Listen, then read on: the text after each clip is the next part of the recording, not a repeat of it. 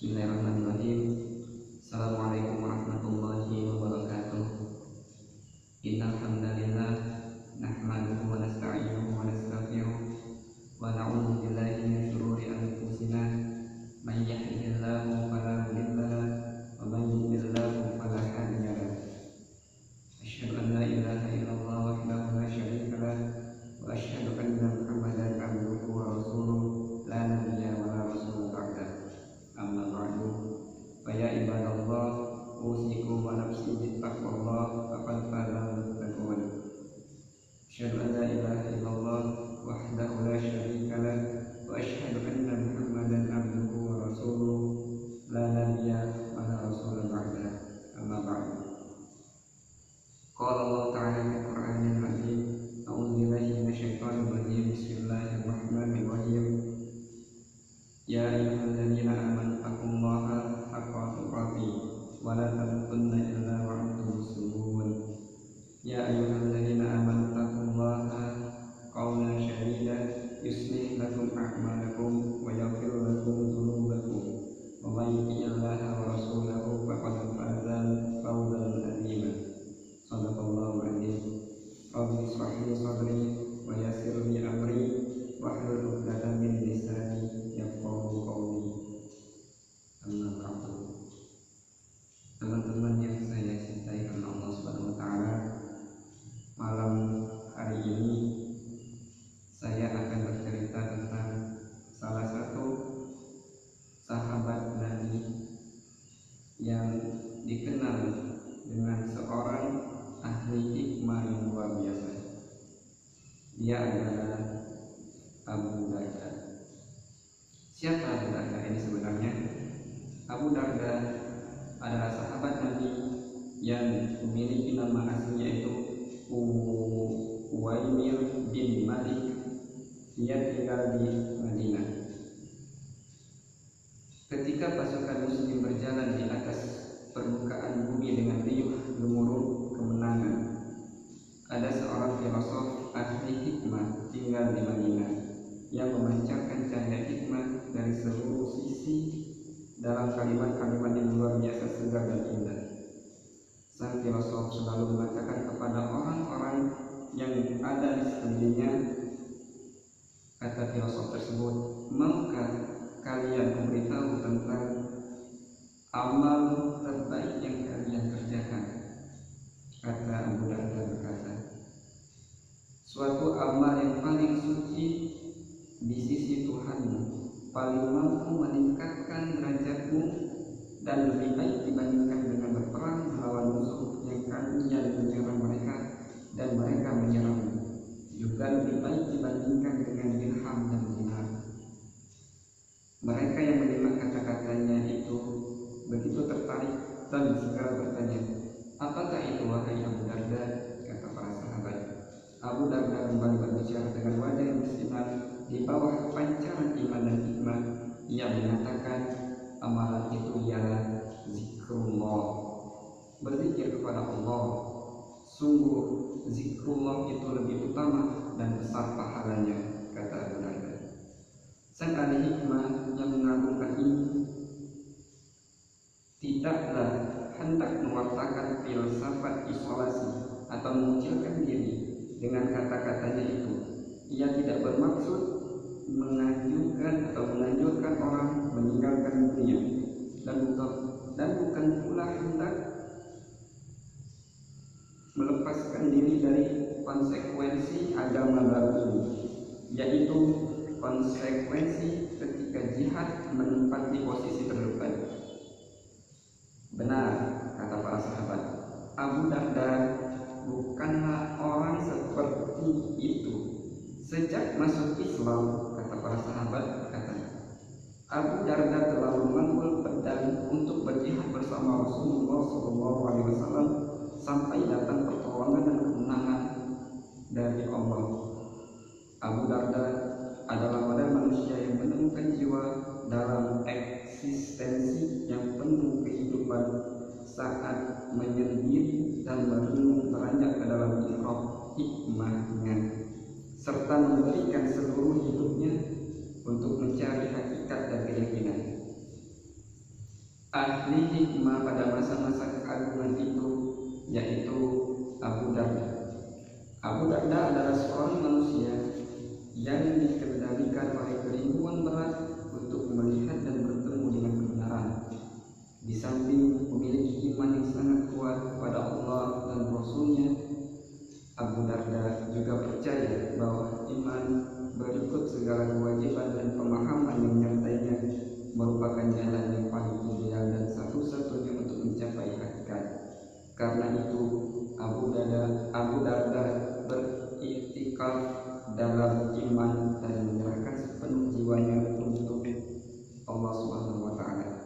Ia pusatkan perhatian pada kehidupan yang ia rajut sejalan dengan keimanan dengan sangat teguh, lurus dan agung. Ia berlalu mengikuti titian hingga sampai ke tujuan, mengikuti jalan hingga menggapai tingkat kejujuran yang utuh, sampai akhirnya ia menemukan di posisi yang tinggi dan benar-benar bersama kelompok musyrikin saat bermunajat kepada Tuhan sambil membaca ayat-ayatnya.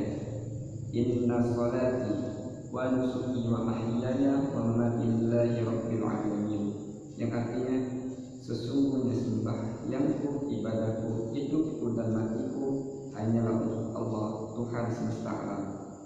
Quran Surat Al-An'am ayat 162. Begitulah jihad yang dilakukan oleh Abu Darda melawan nafsu dan bersama jiwanya telah mencapai puncak yang tertinggi perjuangannya laksana orang suci yang telah memberikan seluruh hidupnya untuk Allah, Tuhan semesta alam.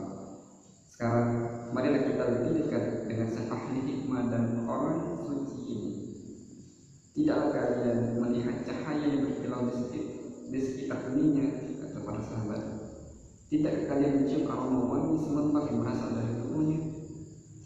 Itu adalah cahaya hikmah dan aroma iman.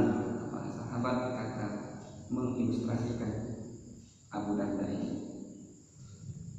Iman dan hikmah telah menyatu dalam laki-laki yang selalu bertobat ini.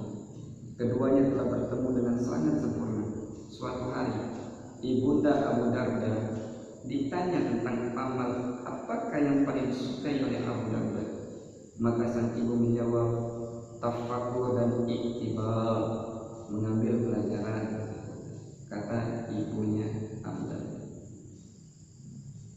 Benar, Abu Darda benar-benar telah memahami firman Allah yang termaktum dalam sejumlah ayat, yang salah satunya fa'tabiru ya ulil absar, yang artinya maka ambillah kejadian itu untuk menjadi pelajaran, hai orang-orang yang mempunyai wawasan. Quran Al-Hasr itu.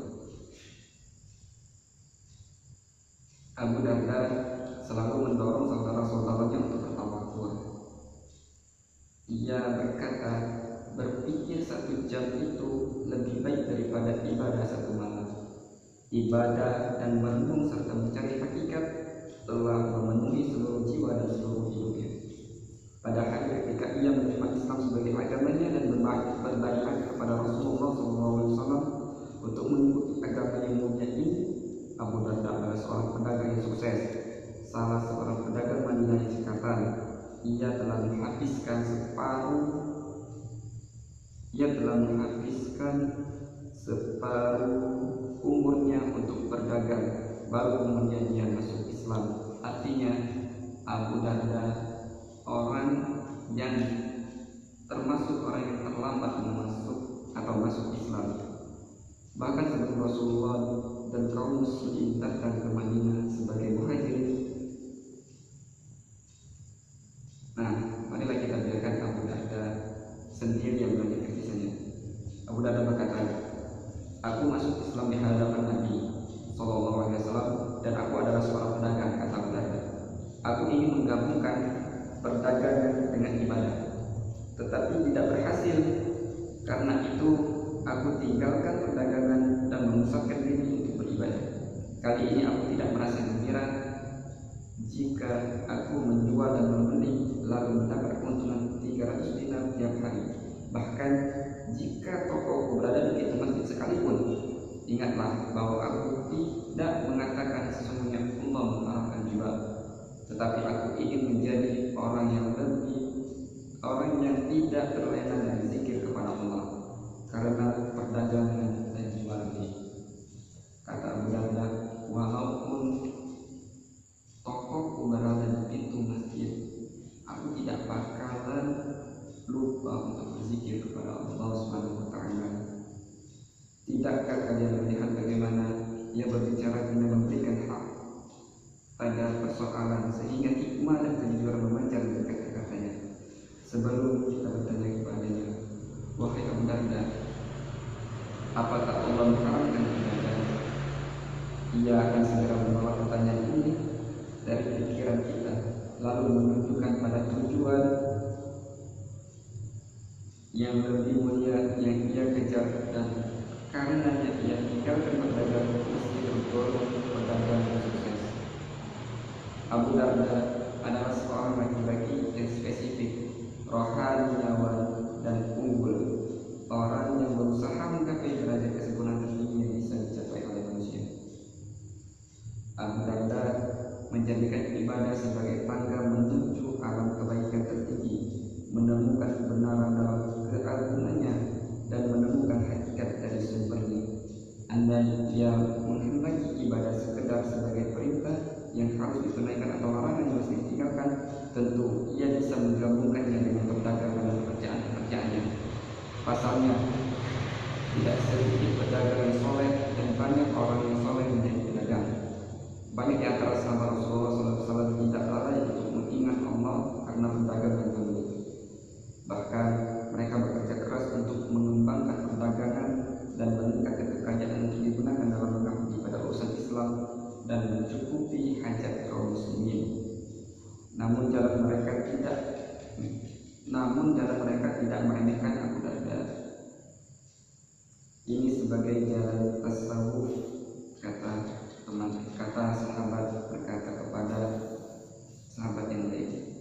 Ini sebagai jalan tasawuf, namun tasawuf ini adalah tasawuf seorang laki-laki yang memiliki kecerdasan sebagai pemimpin, kemampuan sebagai filosof, pengalaman seorang prajurit, dan pemahaman seorang sahabat. Semua itu membuat tasawufnya menjadi gerakan yang hidup dalam bangunan jiwa, bukan sekedar banyak-banyak dari bangunan tersebut. Itulah Abu Darda, sahabat sekaligus murid Rasulullah SAW, seorang laki-laki yang menyolong dunia dengan kedua tangannya dan menolaknya dengan dada. Ia adalah seorang yang selalu sibuk membina hati demi mengasah dan menjernihkannya hingga hatinya menjadi jernih yang memantulkan hikmah, kebenaran dan kebaikan yang menjadikan Abu Darda menjelma seorang guru yang agung dan ahli hikmah yang lurus. Nah, itu tadi sekilas kisah dari Abu Darda. Ada suatu kisah